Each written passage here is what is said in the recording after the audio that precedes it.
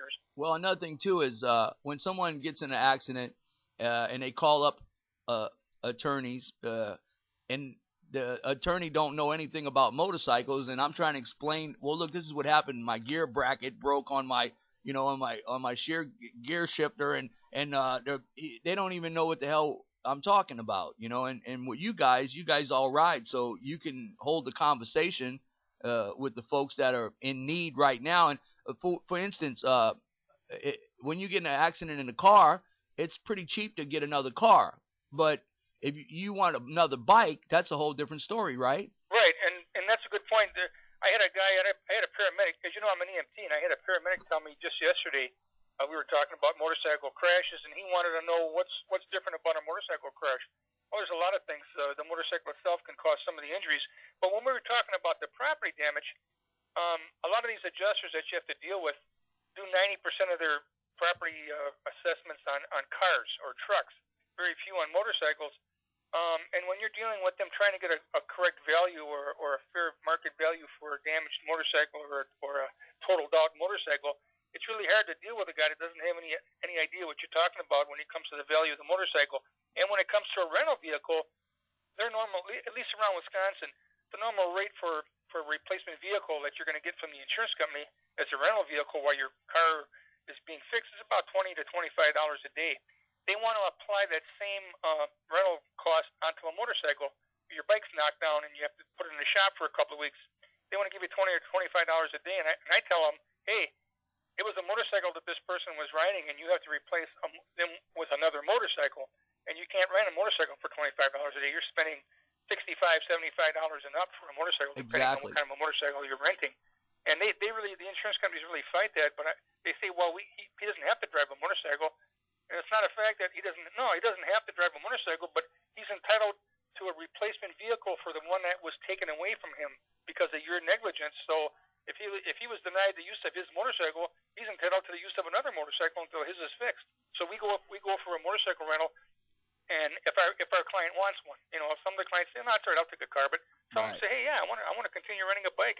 We have short summers here in Wisconsin. I don't want to lose a month or two when my bike's up in the shop. That's a month or two of riding that I'm losing. Like I say, the whole back to the topic again of what's going on in Washington right now. Trillions and billions of dollars and our the Social Security. I mean, it's fear. They try to scare us all into what's going on. And when, like I say, common sense, man. There's a bunch of programs out there that are not working that we should just cut. Yeah. Drop the money from them programs and put it into what we look. The baby boomers like yourself, and I missed it by a couple of years, but I mean, you guys, worked all your lives, and now they're talking about, you got to be 70 years old before you get your benefits and stuff, and that's just not acceptable. They want to let the unemployment benefits expire. It's not acceptable. I'm a joblessness, and they're worried about jobs, and they want to cut a program that are keeping some of these people alive until they can find that next job. Right. They want to cut Social Security or increase the age at what time you can get it, because they have to save this money. Well, they spent $90 billion last year, $90 billion on programs that were proven to be ineffective or didn't work. They should cut all of that. $24.5 billion spent that the General Accounting Agency, or whatever that government agency is that checks on what the government spends money on, $24.5 billion was spent, but they don't know what it was spent on. Nobody can figure out what they spent the money on. They can't find an accounting for it. How can you misplace or spend 24? If my old lady spent $25 and couldn't tell me how she spent it, I'd be kind of concerned. Boy, yeah. What do you mean you spent $25, but you don't remember what you bought, or you can't show anything in the refrigerator? You just spend it, but you don't know what you spent it on? Oh, yeah. And $4.5 billion that they spent, and they can't account for it. I remember back in the day when I was playing with John Lee Hooker, and I'd be out on tour, and I'd send a bunch of money home, and I'd come back, and the refrigerator would be empty, and my old lady'd be down the street, and I mean, I remember those days where I'd be saying, what the hell, man? And then the little thing would come at the door saying electricity's getting turned off, and I go, I just sent you a bunch of money, and it's the same thing, I mean, the money should be accounted for. And those government agencies, that's what I worried about when they're talking about the government-run health care and stuff. When they want to go to that socialized medicine like they have in Canada and places like that. You heard that old story about the government when they bought that some brothel out in Nevada or someplace, and it was a brothel and a bar combined, and they went broke. Right. The government can't run a whorehouse and a bar and make money. Why the hell are we going to trust them with our health care? And, you know, like Medicare, I remember when my mother was in a nursing home, I was sitting in a room watching her and talking to her and visiting with her, and some guy poked his head in and said, "How you doing today?" And before she could even answer him, he was gone already. Right. So who the hell was that? So I looked out. I went out in the hall and I looked, and this was like 65 on her floor. It was like 65 rooms or 65 beds. Right. He went down one side of the hall and he came back on the other side of the hall. Did the same exact thing. Every doorway he came to, he poked his head and said, "How you doing?" And before the person could answer, he was to the next room already. And I'm wondering, what the hell was that all about? I asked one of the nurse's aides there who the guy was and what the hell that was all about. And she said, "Oh, that's the doctor that is here for Medicare patients." And he goes down the hall one side, comes back the other side, 65 rooms.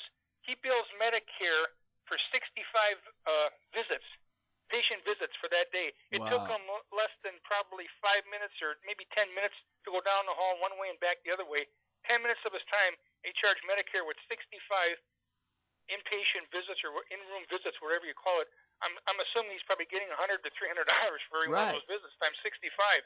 Then you wonder why Medicare's going broke. Well, they pay 8 times more for drugs than other government agencies. You're right. And then, in China, that's why they don't want to have any girls. They want to have all boys because, to have someone take care of them when they get older. I mean, we don't want to be like that. I mean, that's crazy. And, it's just the economy needs to get fixed, and it needs to get fixed really quick. They need to, the old saying, clean your own house up first before you complain about your neighbors. Right. The government needs to look at where they're wasting all of this money and stop punishing small businesses or even larger businesses. Like in Milwaukee, a lot of our large companies like A.O. Smith and Briggs and Stratton and Harley Davidson almost left, as you know. Yeah. And they blamed it on the workforce. They blamed it on your union workers because of their high scale. But it wasn't the union workers. It was the fact that our governor allowed this combined taxing scheme, which means that Harley Davidson has plants in Milwaukee and Tomahawk, throughout Wisconsin. Right. But it also has the plant in Pennsylvania, and it has the plant out in Kansas. So what they did was they took Harley Davidson's combined earnings. How much did Harley Davidson make in Pennsylvania? How much did they make in Wisconsin? How much did they earn in Kansas? They combined those three states' total earnings, and they taxed the corporate office here on the combined earnings. They got hit with a 22.5, something like almost a $23 million tax bill for last year. That's what's killing the big business, not the wages that the honest blue-collar workers are making. Well, like I say, and it trickles back down to the motorcycle industry.